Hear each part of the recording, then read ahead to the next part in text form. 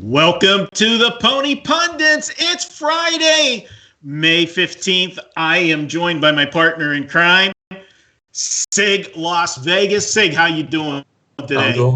I'm doing fine today, Marco.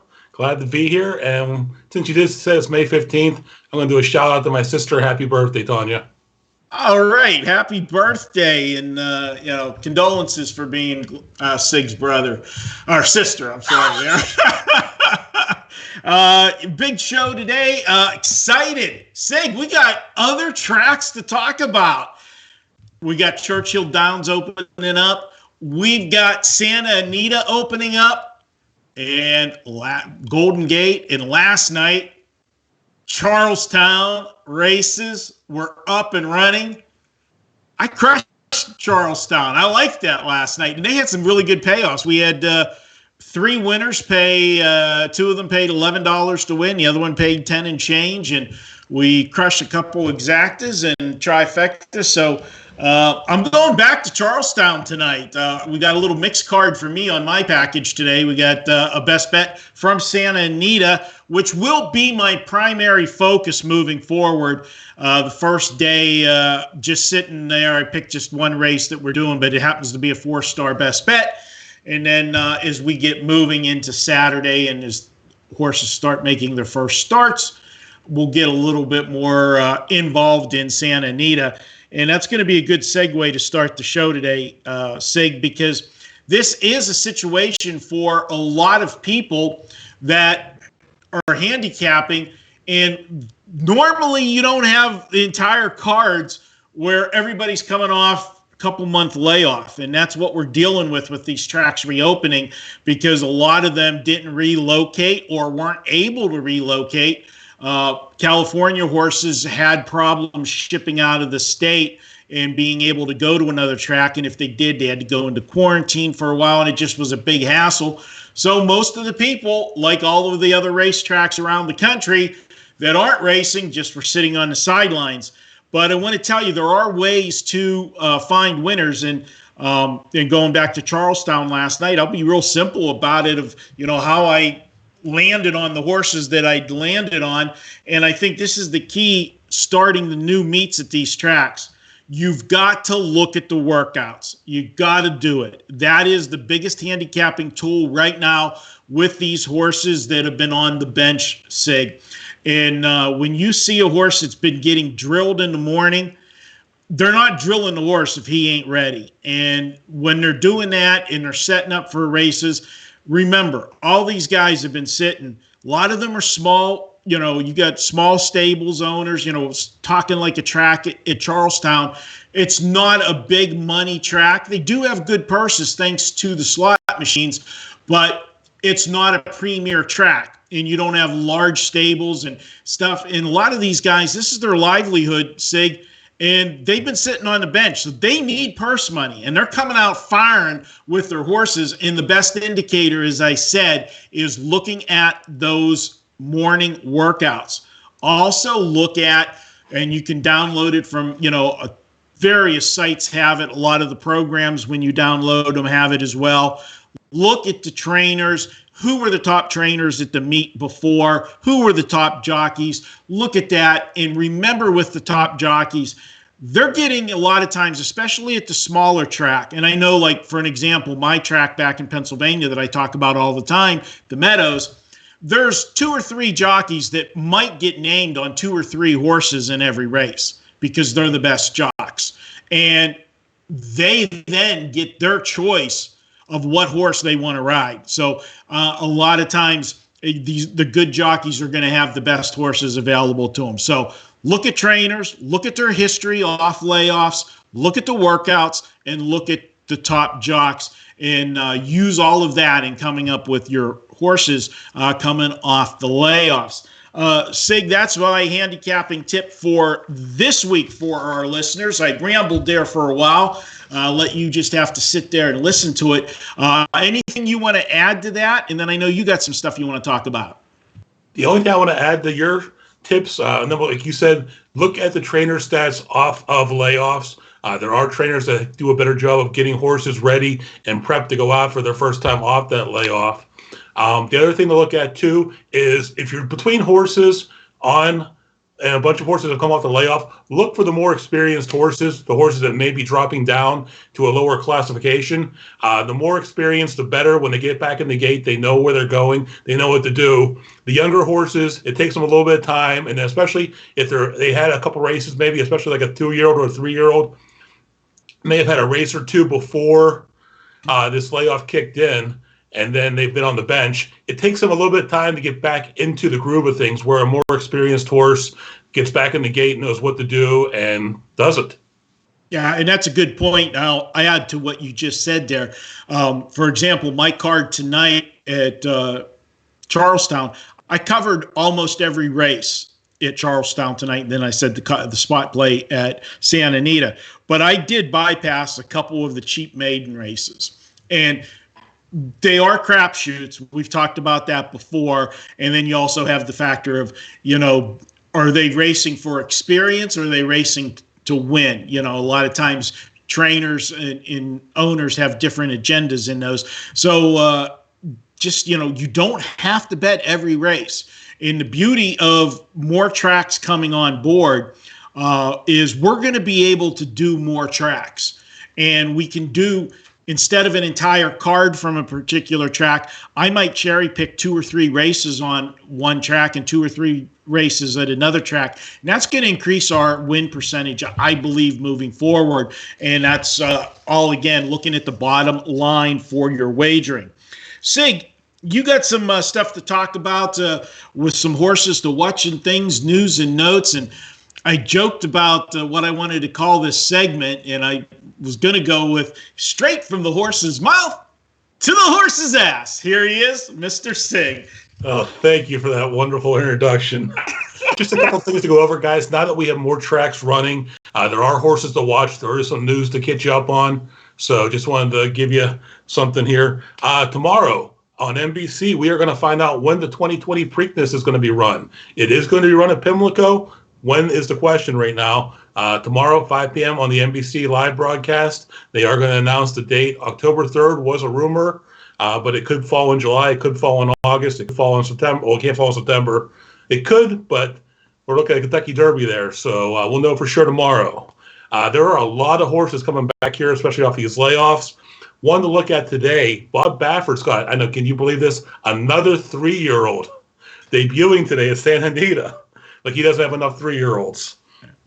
Big Mel's coming out here. He's out of Quality Road. He will be in the race 9 today at Santa Anita. He's been working really well in the mornings. He's 4-1 in the morning line, but something tells me you won't get that at the windows today. Yeah, they bet the hell out of Baffert horses first, and they should. I mean, that's another one we talked about. If you look at trainers and what their stats are off the layoff or first-time starters, Baffert's one of the best in the business. But you also see it on the tote board as well.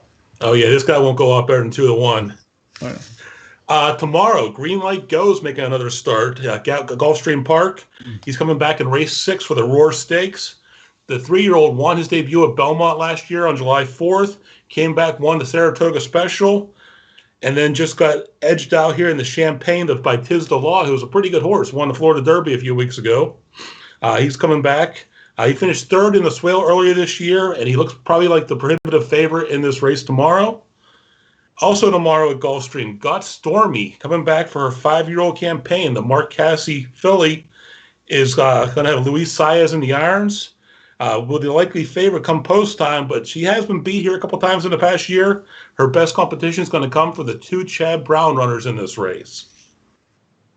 Also coming back tomorrow, a horse who was fantastic in her 3-year-old campaign, missed her entire 4-year-old campaign due to an injury and about a colic, is Monomoy Girl. She's going to be in an allowance race in the 4th at Churchill tomorrow. If you remember the last time we saw this horse, she was winning the Breeders' Cup Distaff at Churchill back in 2018. Missed, like I said, the 4-year-old season. This is the kickoff to her 5-year-old season. She's been working really well in the mornings, but after we're looking at, 18-month layoff almost, she's not going to be a complete lock here. So, but it'll be interesting to see how she races first race out. Her best competition. Let me jump in there 1 second with that 18-month layoff on her and her being a mare. I would be curious in, if they kept her in training the entire time, or, because she was a mare and she has, the good record and everything, she would be a great brood mare. And wonder if they tried to breed her and maybe there were problems and she couldn't get in foal when they put her back in training. Gonna have to maybe do a little bit of research on that. But on the flip side, if that wasn't the case and they've kept her racing, that tells you that much more of how good this mare is and how much more she has in her future. Right. Well, no, I mean, the original plan was to have her come back for the 4-year-old season.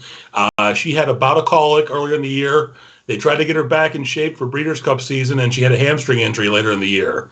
So, I mean, basically, yeah, just medical reasons kept her out last year. I don't think their plan was at this point to make her a broodmare. Maybe after this 5-year-old campaign, it would make sense. She definitely would be worth some money, that's for sure. Another horse returning to a track that she loves is Bellafina. We had Bellafina a few weeks back here at Oaklawn, and I think both of us had her on top, and pretty sure she finished 4th in that race. She's returning to Santa Anita, which is the track she loves. 6 races over the Santa Anita surface, 4 wins, 2 seconds. She's racing race 8 on Sunday at Santa Anita in the Desert Storm Stakes. Definitely a horse to watch. And big point there, any of these horses in these big races that did make a ship to Oaklawn or Gulfstream and now surfaces at another track, back at Santa Anita in this case, you might see some of the Gulfstream horses or Tampa Bay horses maybe move to Churchill and race.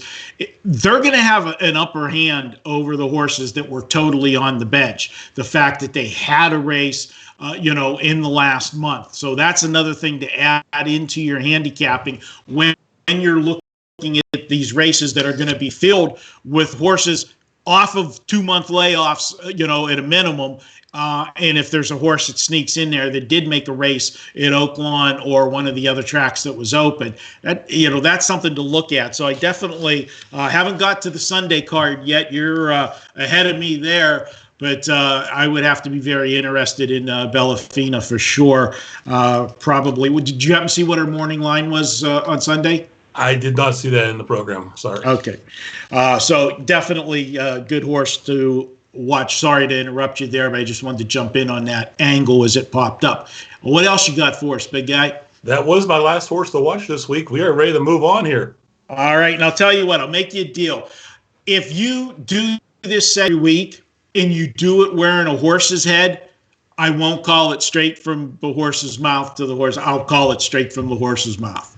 We're going to have to talk to the home office to see if we can requisition one horse head. I don't know. Do they have the prop from The Godfather? You can use that one. All right. Before we start into our race of the day, want to remind everybody, check in to WagerTalk TV each and every weekday. We've got not one, but 2 shows. There are shows every day at 12 Eastern and 3 o'clock Eastern. And, of course, you can find us every Friday right here at 3 o'clock. Sig and myself will break down the races. And we're working on it. We might just have some guests in the future working on that. So stay tuned as the show continues to grow. And I want to thank everybody that has been watching the show, Sig. We get some nice comments on Twitter and YouTube. We appreciate that. And, if you haven't, do us a favor. Really click that thumbs up button for us. That helps us out. Subscribe to the channel. It's really easy. Just click that subscribe button at YouTube, and and if you hit the notifications button, every time we do a show, you'll be notified when it is up and available, so you never miss out on any winners. Speaking of winners, let's go to the race of the day.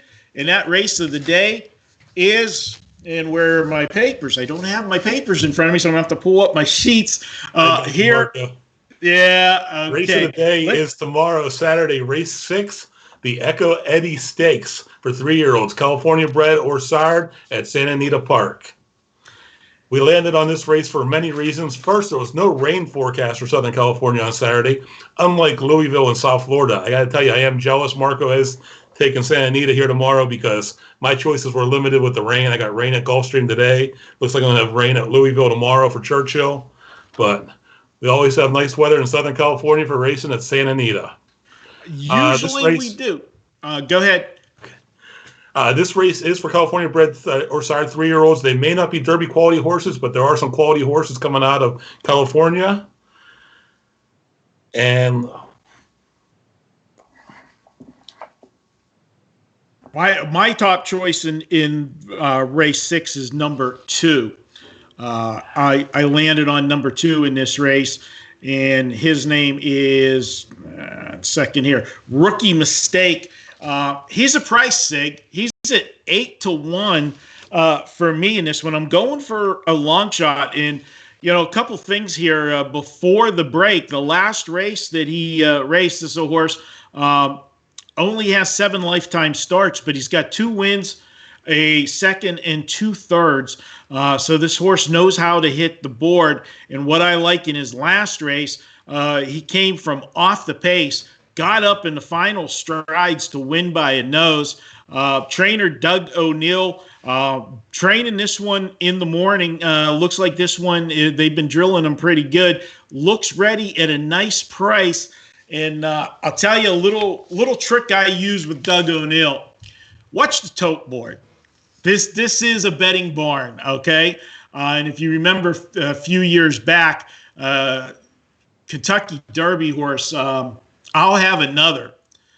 They bet that horse pretty heavy in the future book for the Kentucky Derby, and he was a huge price, and they bet the horse in one of the first or second books, and you know that you get the best prices in the first or second pool because you haven't seen all of the prep races. But the people associated with the horse, and the same thing happened a couple years later with Justify, they knew they had a good horse. Just nobody has seen the horse yet because it hadn't raced and such. And so they got down some, nice future money on the horse and cashed a nice ticket. So this horse is sitting at 8-1 with other horses sitting in this race. This is one of those, Sig, where me and you talked about last week, and I throw an over-under at you. I say the morning line's 8-1. Should this horse be over that price or under that price? If this horse is under that 8-1 price, I'm going to be even more involved with him tomorrow. I think he'd be a live horse out of the Doug O'Neill barn. So watch that tote board, and he is my top choice in the race. I did not use the 2 on my list at all. Imagine that. You and me disagreeing. Who do you got? My top choice in here is the 5 Club Aspen, who's 4-1 in the morning line. This colt is 3 years old, but they will be making a 7th career stakes start. He made 7 starts as a 2-year-old and another couple here as a 3-year-old. The trainer, Craig Lewis, wins almost a third of the time and is in the money almost half the time when entering runners and stakes races. So I like that angle. And while Big Sweep ran up, referring back to Big Sweep, who will be the favorite, it's the only filly coming into the race, the 8. She ran a faster race last time out. Club Aspen's been working better in the morning works, has more experience, and his trainer does better off the layoff. I'll be betting Club Aspen here to win at the odds stay at 4-1 or better. All right. My numbers in that race are 2, 8, 5, 4. I'm going to take a win and place bet on number 2, and I'm going to give the listeners, Sig, a trifecta in this race because I think there's great value in this race. Obviously, with me putting a 8-1 shot on my top ticket, but the way I'm going to do this, I'm going to do a tiered trifecta, and I'm going to put in the first slot. This is going to be a $27 wager. But it gives me nice coverage in a race that I think is pretty wide open. And I'm going to put the 2, 5, and 8. So I do agree with you on your 5 horse. I have them there. And going to go 2, 5, 8 on top in the first slot. In the second slot, I'm going to go 2, 4, 5, 8. All we're doing is just putting in a different horse there in the second spot, adding to the 3 that we had in the first spot. And then in the last spot, those same 4 numbers, but we're adding the 7 in there. So we're going 2, 4, 5, 7, 8, giving us a lot of coverage on the horse to run third. And that's a $27 ticket. Now, that's a good way I feel if you're playing single races, and I know you're a guy that likes to play a lot of pick 3s, pick 4s, pick 5s, but if I'm going in one race, I like to have a little bit of coverage in the race, and having 5 horses on the tail end. How many times have we sit there and nailed the exacta cold, and you get that long shot, sneaks, the rail opens up, never left the wood, and sneaks up there for third, and you and I are texting one another back and forth things that we can't say on the podcast here. So that's what I'm doing with the race there. So you got a free wager, and that'll be one of my plays for tomorrow on my package at Santa Anita. Speaking of Santa Anita, do you have anything else in that race you want to add, Sig? Actually, I had a bunch of stuff I wanted to add. Go ahead, my man. First off, there's a filly racing among the boys who probably will be going off as the favorite in here. The 8 Big Sweep is a filly for trainer Mark Glatt. She's the only filly in this race, and she won her only career start at a maiden special weight back on March 14th before the shutdown occurred. She's 5-2 on the morning line, and while she has a number of positives, including being her second career start and second-time Lasix, which are both angles we covered before, I'm going to try to beat her because we're going back to what I said earlier about a more experienced horse, especially off this longer layoff. She only has the one race under her belt. Yes, it was a fast race, but I like Club Aspen and have the 9 career starts under his belt going in here. As Marco said, this is a pretty wide open field, so we'll get some prices in here. My second choice actually in here is the 7, Better Trip Nick. He's 3-1 on the morning line, and trainer William Dealey is adding blinkers to the geldings, who has hit the board in all 6 of his career starts, including 4 wins. So my top 3 in here are the 5, 7, and the 8. I'm going to box them in the exacta. I'm going to do a trifecta box. I'm throwing in the 9 horse, who's Phantom Boss, 5, 7, 8, 9 on the trifecta box. And like I said, we're going to bet Club Aspen the winner place. That's the 5 horse if we can get 3-1 or better on them. Yeah, and I just want to jump in with the filly in there. And yesterday, actually our best bet that we had at Charleston was a filly against the boys. And I wrote in my write-up that generally I am not a fan of fillies racing against the boys. But I made an exception yesterday, and that would apply in this race as well. When you're talking about young horses, the boys don't have that big advantage that they have over the fillies as they get older. And 2 things there. Obviously, when you're talking about young horses, none of them are fully developed. We always talk about how horses that have only had 4, 5, 6 starts, they can still have that race that you just go, whoa, where'd that come from? Because the light bulb hasn't gone off. So all of these horses are kind of, immature. Fillies do develop early, quicker than the colts do. And I mean from a maturity standpoint. They are more businesslike. The colts, they're colts, okay? Most of these horses that are young have not been gelded, okay? Because you're still hoping that horse might be something special that you can use breeding-wise. They're young, so, let's just be honest. They got other things on their mind, too, and that's why sometimes they end up getting gelded because they can't, focus on the job at hand.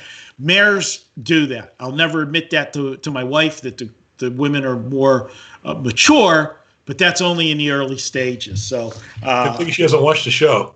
Once in a while. But if she's home and in the other room, she can hear it, but she's not today, so I can say what I want. Anything else, Sig? That's all I have on the race of the day. Let's head on to our pick 4 for Saturday. All right, where is that pick 4, buddy?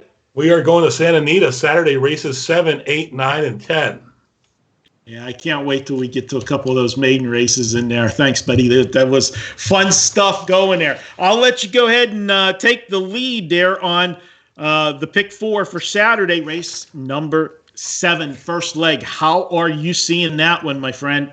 All right, guys. I went 4 deep here. I went with the 7, the 2, the 5, and the 3. My top choice in here is the 7, Dog Tag. It's a 4-year-old filly out of Warfront. Richard Mandela took over training duties last year from Chad Brown, and she's made 1 start since he took over, finishing second back on March 8th before the layoff here. Her only poor start was in the Del Mar Oaks, where the distance may have been an issue for her. It may have been just a little too long for her. Mandela's winning at a 26% rate with horses off a 2 to 6 month layoff, which fits perfectly here. I went back. Then I went to my second choice in here is the 2. She's Our Charm. She's stepping up on Saturday in class, but could be a factor if she runs back to her last race. The 5, Desert Oasis, is a 5-year-old mare who won her past 2 starts and gets the addition of Flavian Pratt in the irons, who's one of the best turf jockeys at Santa Anita. And my final choice in here it's a wild card. It's the 3-horse Strike at Dawn. She was previously trained by Richard Baltus, but currently is under the training of Manuel Marquez, who hasn't started a horse in over 11 years. He does have 8 runners on the card over the weekend, and they have some fast works. He's shown it to be ability to win. It's just interesting to see a trainer come back after 11 years out of the gig. So, like I said, wild card in here. I couldn't leave her off the ticket. All right. Well, I didn't go as deep as you in the first leg. I settled in on 2 horses, and my 2 horses in this race were number 7. I went with Dog Tag as the top horse in it. I agree with you on the 7. Horse was very impressive with its first start of the year back in early March, right before the shutdown.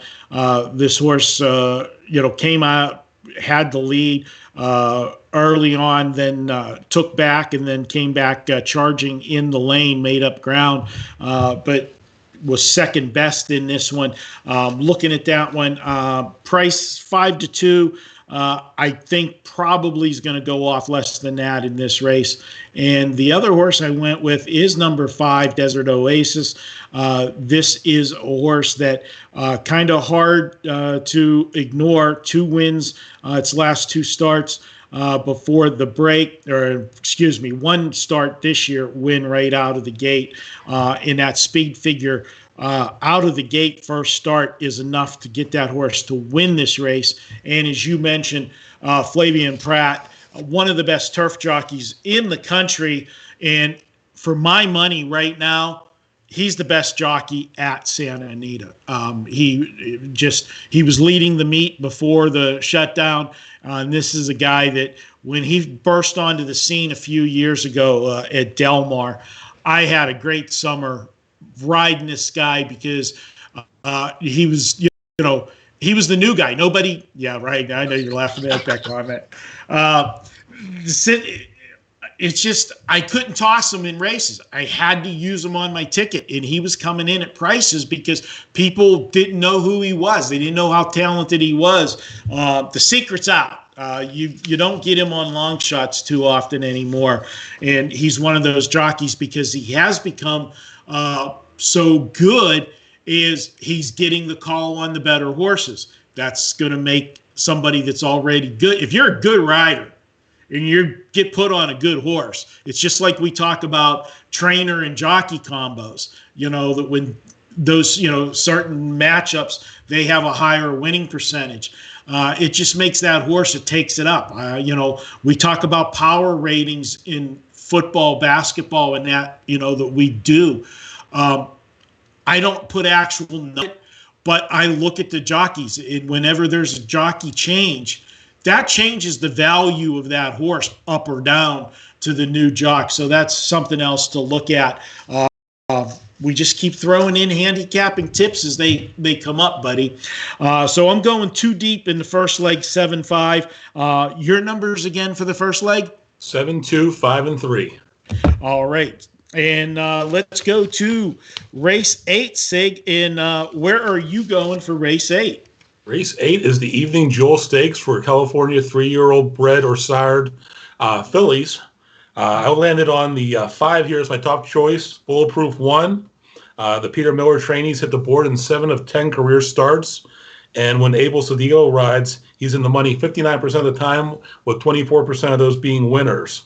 The filly was competitive in stakes race as competition last year as a 2-year-old, including a win at the California Breeders' Association Stakes at Del Mar. I like her on top. Along with her, I also used the 9 and the 1. The 9, Warren Showtime, is 3-1 on our morning line tomorrow. You're asking probably, though, why am I using a horse that's never been on the dirt? And it's because I think that Jorge Velez, the jockey here, knows the horse very well. He's rode her for every one of her starts. They were on the turf, but I think she's been running against better competition. And even though all of her wins have come on the turf, I think the class relief she gets in here makes her competitive in this field. And my final third choice in here is the 1, Smiling Shirley, 10-1 the morning line, a little bit of a bomber here. But Mike Smith's coming aboard this horse. Anytime Mike Smith gets on board a horse, I got to pause and take a look at why. They tried her on the turf earlier this year without any success, but she won in her return to dirt. And I think that Smith can get her out of the gate well. She has a chance to wire this field. So I won 5-9-1 here in race 8. Marco, how do you see it? All right. Well, I kind of agree with you on a few of them there. I put the 9 on top. And, I saw the turf to dirt. And this is one that I will point out that this particular trainer has not done well going this route. Okay. But for him to come out of the gate with this horse on dirt, there's got to be a reason for it. And the horse was coming off of 2 big wins, the last 2 that we saw the horse. And I like the way the horse is working in the morning. You look at its works coming up to this race. Its most recent workout was May 9th. Horse went 5 furlongs, a minute and change. And you know how I always talk to you about when you're looking at these, 12 is the barometer, 12 seconds per furlong. And when they're clicking on that, the horse is tight and ready to go. And they've popped off a couple good training trips leading into this race. So I put the 9 on top. And then we went to the 5 horse for our second choice. And again, you talked about the combination and the jockey here. This is another guy that's broke onto the scene last year and is doing very, very well at Santa Anita. I think you've got to look at this guy whenever he's put on a horse. And Peter Miller, the trainer of this horse, when these 2 have hooked up, and we're talking about a sample size of 59 races, they've won 24% of the time. They've been in the money 59% of the time. Now, I know that sounds, people go, okay, so he wins 1 out of every 4 races. You win 1 out of every 4 races, and unless you're going off odds on chalk, you're going to make money with the horse. So I like the 5, and the 9, the 5, and then I put the 3 in for my third spot here in race 8. And that is getting a little bit of a price here. But again, this is one where I'm doing this strictly on Flavien Prat. And he had been riding another horse in this race. And he jumps to this horse. And it's not like, and sometimes let me explain something to you when you're looking at jockey choices. The majority of the time, they're picking who they feel is the best horse, because that's how they make their money. The jockeys get a percentage of what the horse earns in that race. So obviously you want to take the horse that has the best shot of winning that race. Sometimes they don't always do that. And you're going to say, well, why in the world wouldn't they do that? If they're loyal to a certain trainer, a big barn that has lots of horses, sometimes they will take the inferior horse because they're taking the superior barn, and they're looking at the long-term project there in the amount of horses they get from that trainer. He's made a choice to ride this horse that, if you look on paper, doesn't, why am I on this horse? I can't give you the reason. But I asked that same question to Flavien Prat, and it's not a big trainer. It's Art Sherman. You'll recognize the name Art Sherman from California Chrome days, but he's always had a small stable, Sig. And this was just a very curious choice for me that he landed on this horse when he had been riding the 2-horse Bella Vita. And on paper, Bella Vita looks better than the 3. So that's my reason. And, I'm looking at a price, and this is, again, one of those, spots where I'm going to trust the jockey and his choice. Let's go to race number 9. This is the race that we both went a little bit deeper in, but it might not be quite as deep, and I'll let you explain because we both landed on a horse that might not be in the race. We are both using the 13 horse, which is an alternate entry in here. Some of these fields have been oversubscribed. A lot of horses, trainers, and owners are looking to get their horses back in the racing. We saw at Churchill, I think Churchill had a couple races with 22 entries tomorrow. The connections are looking to get the horses back into racing here, and these first couple of weeks we're going to be oversubscribed. Race 9's a maiden special weight for California breds. Go 1 mile on the turf. In here I went 1, 13, the alternate entry I talked about, the 4 and the 9. I like the 1 here on top, Haywood's Beach. 7-2 on your morning line. Just missed breaking his maiden last out here on March 8th at Santa Anita. And he's making a little small step down from maiden special weight 55 to maiden special weight 50,000 today. John Sadler trains, and he's winning at a 28% rate when dropping down in class like this. And I think Saturday's going to be Haywood's Beach day to break his maiden here. My second choice in here, it has to draw in, but being all these horses coming in off the layoff, I foresee somebody will probably scratch here or be a vet scratch, is Fassard. It's 4-1 on the morning line. And if the colt gets in the gate, I have a feeling he will make the field. You have to use him here. The speed figures have been improving over the last 3 outings, and Drayden Van Dyke, one of the better jockeys here at Santa Anita, is in the irons. Third choice in here is the 4, Leprino, 5-1 your morning line. He's another horse getting some class relief here. This one for Richard Mandela, who wins at a 33% rate when dropping in class. The gelding's also getting Lasix for the first time and has been working consistently in the morning, so I can't leave him off. And my fourth choice in here is the 9, Dominant Soul, 8-1 the morning line, a little bit deeper here. This was the last horse I added to my ticket overall, and it's because he had a nice performance finishing third in his last outing. We said on the show here before, sometimes it takes a horse a little while to figure it out, but once they figure it out, that light bulb goes on, and next out, they're looking good. So couldn't leave this horse off the ticket. Like I said, he's the last horse I added. Who do you like here, Marco? Well, the last horse you added, I got on top, Sig, and that is number 9, Dominant Soul. And this is one of those ones where this is not a power trainer by any means, but I am looking at what the horse is doing in the morning.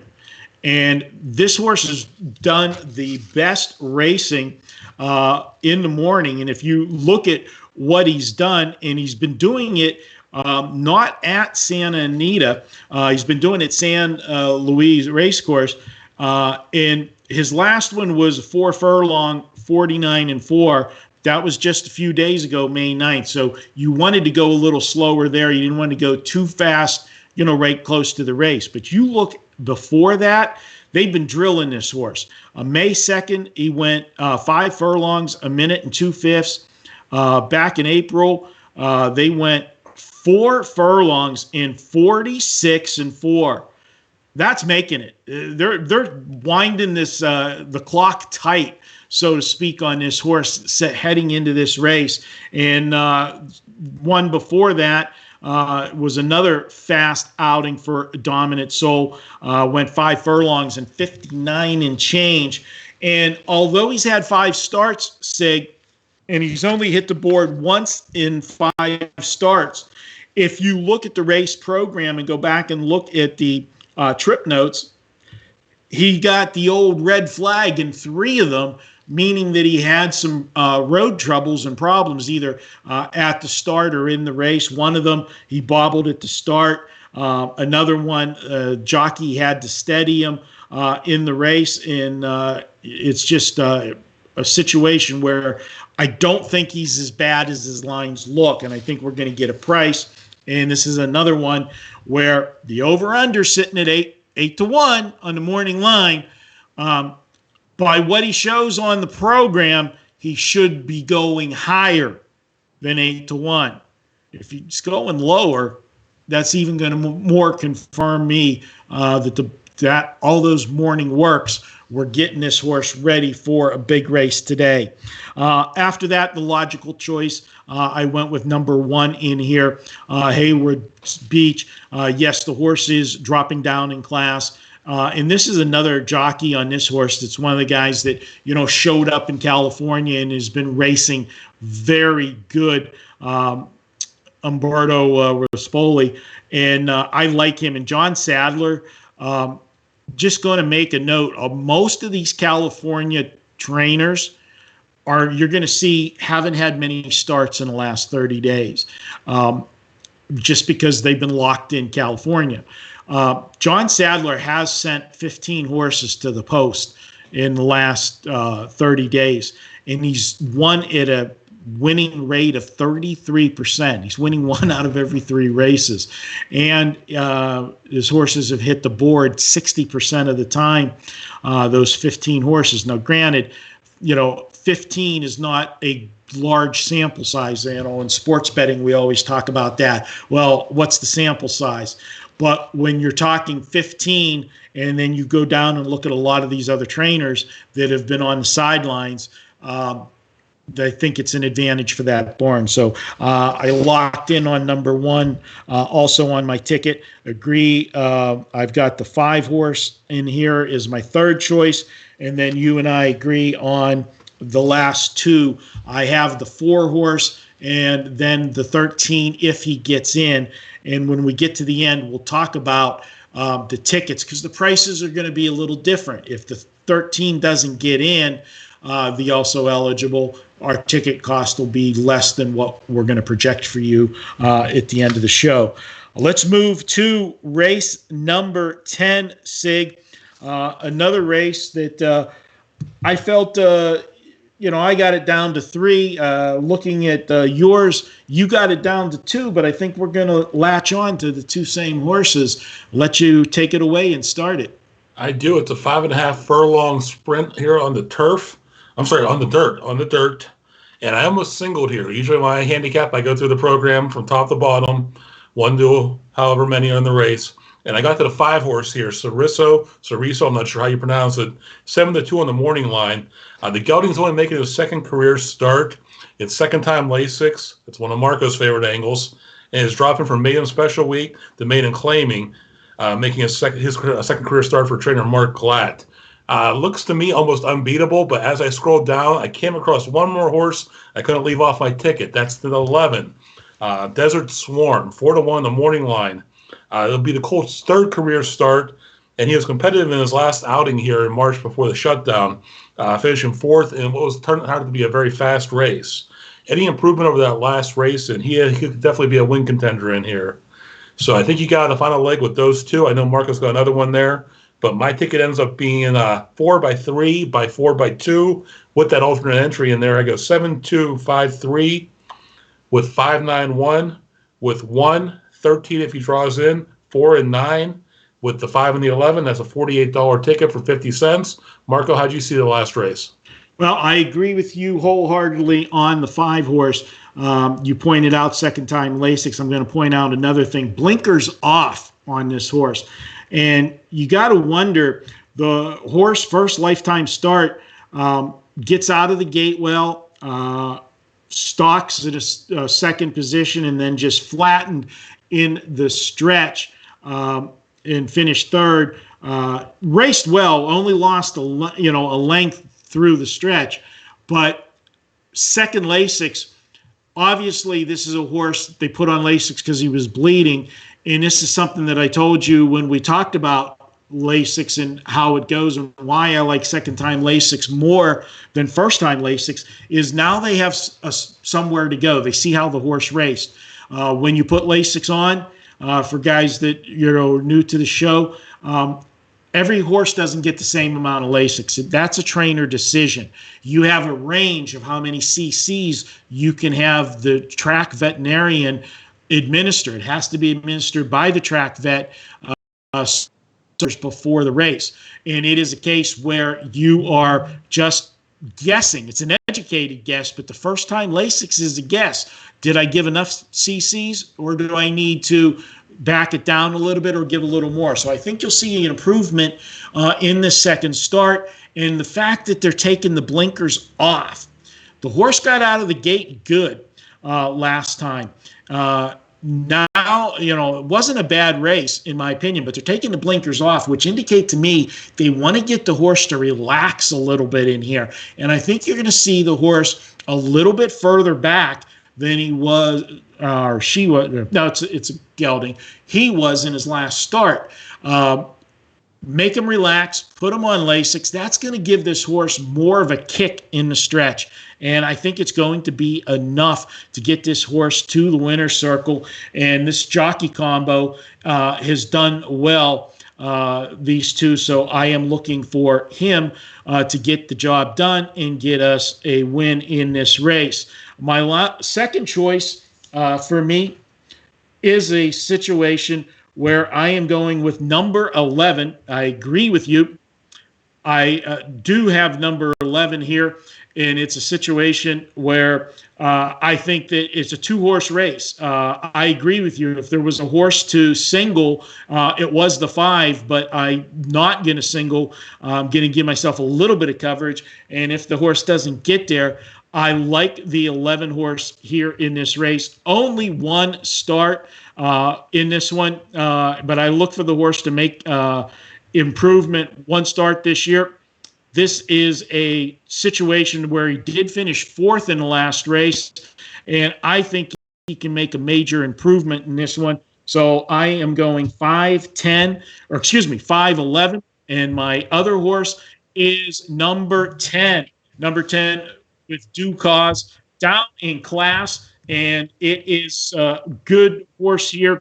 Like the way the horse has been working in the morning. They're getting the horse ready. First start of the year, only one start lifetime. I think this horse can sneak in at a price. And that is it for my pick 4. This is where I am at. I am going 7-5 in leg number 1. 9-5-3 in leg 2, race 8. In race 9, 9-1-5-4-13. 13 again being that also eligible. And race 10, we have 5-11-10. That pick 4 with the also eligible. If he gets in, that ticket will cost $45. If he doesn't get in, that ticket price will drop down to $36 for me. And Sig, yours was $48 with the also entry, and they're drawn in. Yep. All right.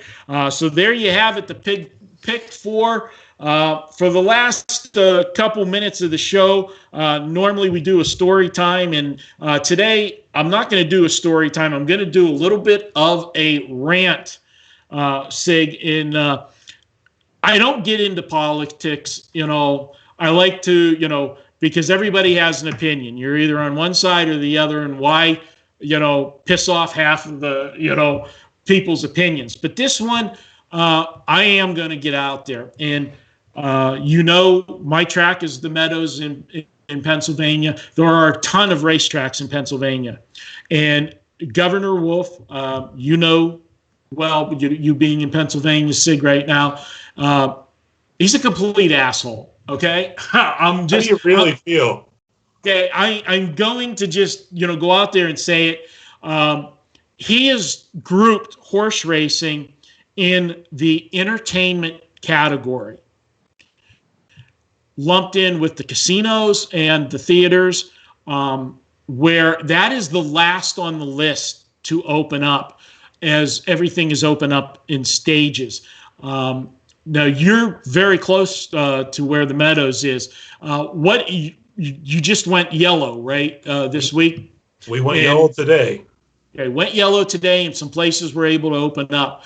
We had hoped that horse racing was going to be able to go with that first stage of opening up. And the Secretary of Agriculture and everything, somebody that was actually appointed by Governor Wolf, laid out a great proposal and letter on why horse racing should come back and be in that first stage. And Governor Wolf just ignored everything, lumped them in with entertainment. And yes, it is entertainment, but it is essential business to thousands of people across the Commonwealth of Pennsylvania. It's not just those horses racing and the jockeys and the trainers and the owners like myself. It is an entire industry statewide for the farmers, the breeding farms, people, the stores, feed stores, everything is touching thousands and thousands. And he lumped them with tying it to the casino. The race, he will not let the racing resume without spectators, which is what they proposed. He said you got to wait till the casino opens, and that's going to put the Meadows back at least a month to 45 days, and it is just a total travesty. And this goes back to because Governor Wolf has an agenda. He's pissed off at racing. He tried to take money from the horse fund that is guaranteed to the horse fund and breeders fund in the agreement with the casinos that fund that. And he tried to take that money away from the horses, and he was shot down in legislation, just vetoed that or, voted against it.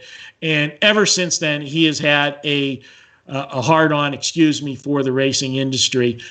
Do your job. Don't do what your feelings are about, maybe a grudge or whatever. You are affecting the lives of a lot of people with this shutdown. So sorry, guys, for the rant, but yes, it's personal for me.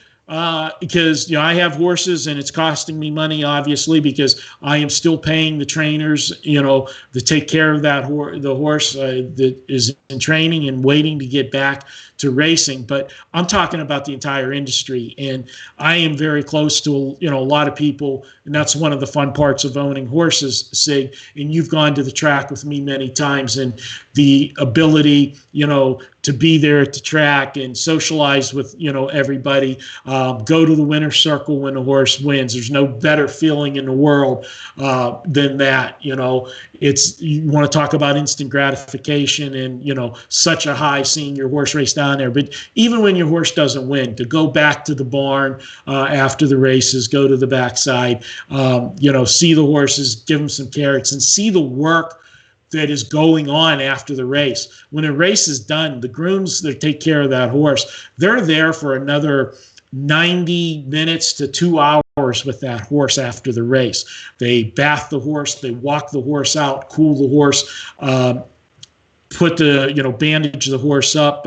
If a horse has any problems, they put the liniments on, just like us, if we're putting, we had not that me and you go to the gym and work out and pull a muscle or anything, and rubbing Ben Gay on stuff after work. They do that with the horses and take care of the feet. So there's just so many people. Governor Wolf, please get your head out of your ass and get racing back to Pennsylvania, the Commonwealth, and say he's going to ruin an industry. Pennsylvania, believe it or not, when I asked you what is the biggest states for breeding, your first guess is probably going to be Kentucky, California. Those would be the top two that everybody would think of. Last year, Pennsylvania led the country in foals that were born. People are breeding in Pennsylvania because of that Breeders' Fund program that is so good. And right now, you're the top of the chart. You're beating Kentucky. You're beating California with people wanting to breed and bringing money into the state. If you want to be a Pennsylvania sire to be able to get that money, your mare has to reside in Pennsylvania. So what's that do? Wherever you're boarding that horse, people are making money in Pennsylvania. You're paying to feed that horse. You're paying vet bills while that horse is carrying that foal. And you are breeding it to a stallion that's standing in Pennsylvania. That money is going to somewhere in Pennsylvania. And you are taking a chance of ruining something very good. Sorry I went on the rant, Sig. Do you want to add anything to that before we close the show? Nah, I stay out of politics, Marco. You know that. But I agree with you 100%. All right, guys. Hey, I appreciate you guys letting me rant there. And you know what? You want to carry on a conversation or anything, or you have questions, hit Sig or me up on Twitter. We love to talk to everybody. Make comments in the YouTube channel. We go back in, check and see what people say. I'll answer questions to you, carry on a conversation. When it comes to horses, Sig and I both, we love it. And right now, what else do we got to do, buddy? It's horses. And I've probably texted you more per day in the last 2 months than I normally text you in a year. I won't argue with that, but hey, being under quarantine, it's nice to know somebody else is out there. Yeah, it is. Very good. All right, Sig, thanks for joining me as always this week. Nice shirt there again, You as well, Sig. sir. Yeah, and Churchill Downs, that's where you're going to be covering tomorrow? I'll be at Churchill tomorrow and Sunday. I'm doing the anti-rain dance. It's not going to work, I don't think. Well, you got to find that mutter whose mother was a mutter, maybe, with your selections. I will be covering Santa Anita as the main track, but I will have spot plays from some other tracks around the country as we try to pick up some of the best races that we got going. Till next week, he is Sig Las Vegas on Twitter. I am Marco in Vegas on Twitter. Again, give us that thumbs up, guys. Hit the subscribe button and hit the notifications to know when all of our shows are available. Till next week, see you in the winner's circle, and let's cash some tickets.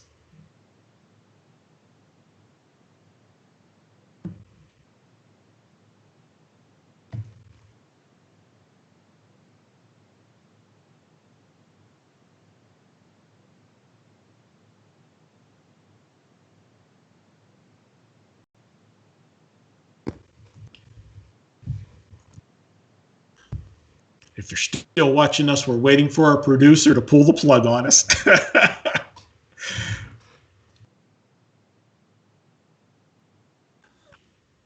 All right, we're out. See you guys next week.